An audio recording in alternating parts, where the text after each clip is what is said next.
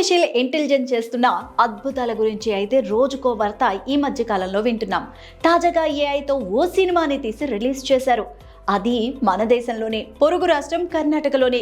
అదే ఇటీవల విడుదలైన కన్నడ సినిమా లవ్ యూ. ఈ సినిమాలో హీరో హీరోయిన్స్ తో సహా మొత్తం 15 మంది నటీనటులున్నారు.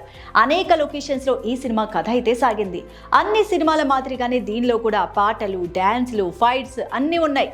కానీ వాటిని ఏ కెమెరాతో చిత్రీకరించలేదు, ఏ లొకేషన్కి వెళ్ళి షూటింగ్ కూడా చేయలేదు. ఈ సినిమాలో ఏ ఒక్కరూ నటించలేదు, ఎవరు సంగీతాన్ని సమకూర్చలేదు. బెంగళూరు సమీపంలో సిద్దేహళ్లి గ్రామానికి చెందిన నరసింహమూర్తి అనే వ్యక్తి గ్రాఫిక్ డిజైనర్గా చేస్తున్న నూతన్ అనే వ్యక్తితో కలిసి ఈ తొలి ఏఐ సినిమా తీశారు. అయితే ఈ 10 లక్షల్లో కూడా ఎక్కువ భాగం ఏఐ సాఫ్ట్వేర్ లైసెన్సులు కొనుగోలు కోసమే ఉపయోగించామని చెప్తున్నారు. అయితే వారిద్దరూ కలిసి ఏఐ సాయంతో కథ, డైలాగ్స్, పాటలు, దర్శకత్వం, స్క్రీన్ ప్లే, సంగీతంతో సహా అన్ని పూర్తి చేశారు.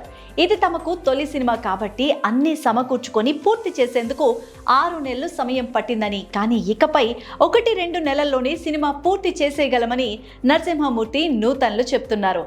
అయితే ఇకపై నిర్మాతలకి హీరో హీరోయిన్లు, నటీనటులు, దర్శకులు, సాంకేతిక నిపుణులు ఎవరూ అవసరం ఉండదన్నమాట. కెమెరాలు, స్టూడియోలు, భారీ సెట్టింగ్స్, అవుట్డోర్ షూటింగ్స్, వాటి కోసం కోట్లాది రూపాయల ఖర్చు కూడా ఉండబోదన్నమాట. ఓ ఏఐ సాంకేతిక పరిజ్ఞానం ఉన్న ఓ కంప్యూటర్ ఒకటి ఉంటే చాలండి. దానికి దర్శకుడు లేదా నిర్మాత లేదా సినిమాలు తీయాలనుకుంటున్న వారు ఎవరైనా తాము అనుకున్న పాయింట్స్ చెప్పి దాంతో ఓ కథ సిద్ధం చేయమని చెబితే అన్నీ ఏఐఏ సిద్ధం చేసిస్తుంది. దానికి తగిన పాత్రలు సూచిస్తే అదే ఎంపిక చేసుకుంటుంది.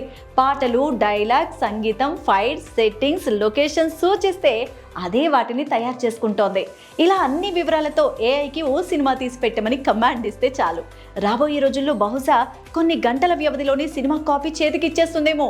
ఇందుకు సంతోషించాలో లేదా సినీ పరిశ్రమపై ఆధారపడిన లక్షలాది మంది రోడ్డును పడే ప్రమాదం పొంచి ఉందని ఆందోళన చెందాలో తెలియని పరిస్థితి.